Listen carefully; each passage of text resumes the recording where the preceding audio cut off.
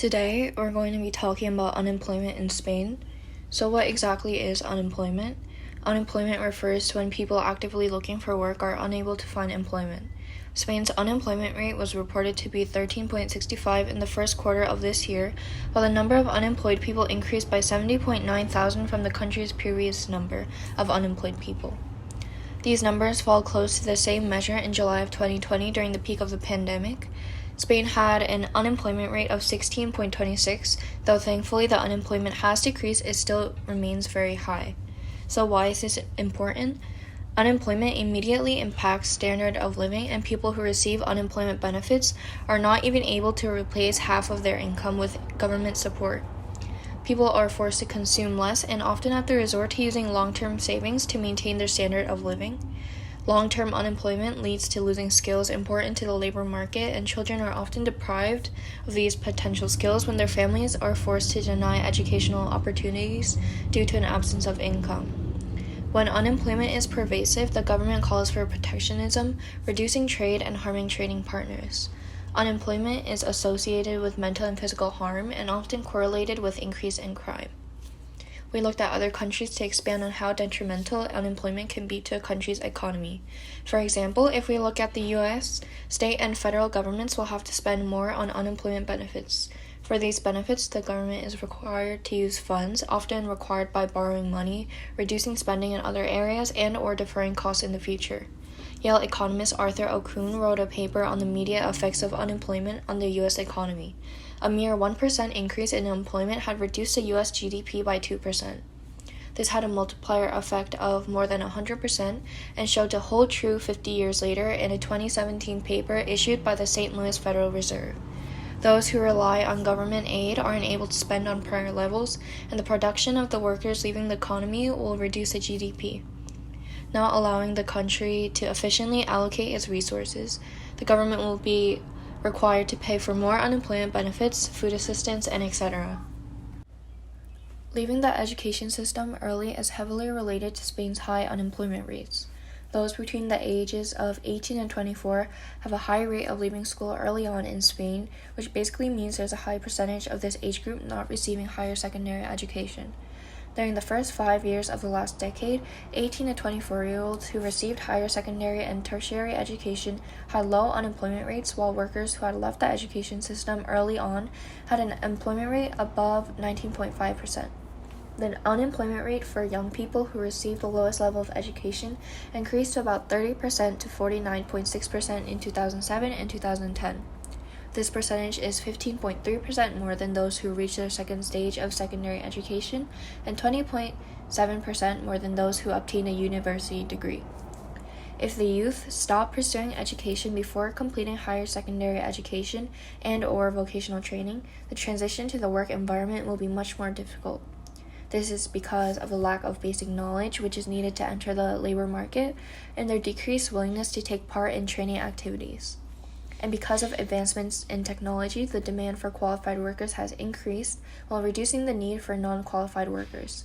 The oversupply of labor and the increase in employer hiring standards have led qualified workers to take positions that non-qualified workers typically occupy and leave no spots for less qualified workers to take. So an overall analysis of the relationship between education and work shows that people with lower levels of education continue to have difficulty accessing the labor market. Difficulty with youth job insertion and employability depend on education and also on the labor market's institutions. Companies typically prefer to temporarily hire young workers with no work experience if they find it difficult to estimate the worker's productivity. Workers, when receiving an offer for a temporary job, usually opt for this option in hopes of obtaining a stable job. However, 12.4% of temporary workers in Spain below the age of 25 have accepted temporary employment contracts voluntarily. And internationally, evidence shows that temporary work is often a trap among the youth, and they're stuck in a cycle of temporary employment and limited opportunities for job training. Almost a fourth of workers who are between the age of 16 and 64 have temporary employment contracts. 58.6% of those under 25 are temporary workers. So what role does education play in determining the type of contracts? Evidence suggests that in the EU15, education reduces the chance of receiving temporary work contracts across all ages. The importance of education and the role it plays in employment is evident. If you could receive experience and achieve stable work through temporary work contracts, the type of contract you receive wouldn't matter. However, evidence shows that temporary work is persistent among the Spanish youth. 85% of the youth enter the labor market with temporary contracts, and this percentage does lower over the worker's working career, but does so slowly, and even after a decade, 35% of workers still hold temporary employment contracts and alternate between periods of temporary employment, unemployment, and inactivity. And now, moving on to our solutions, 40% of employers worldwide find it difficult to hire people with the skills they seek.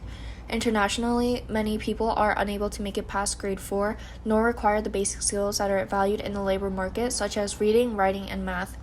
Investing in quality childhood education will provide a strong foundation for cognitive development and learning and encourage receiving secondary and tertiary education.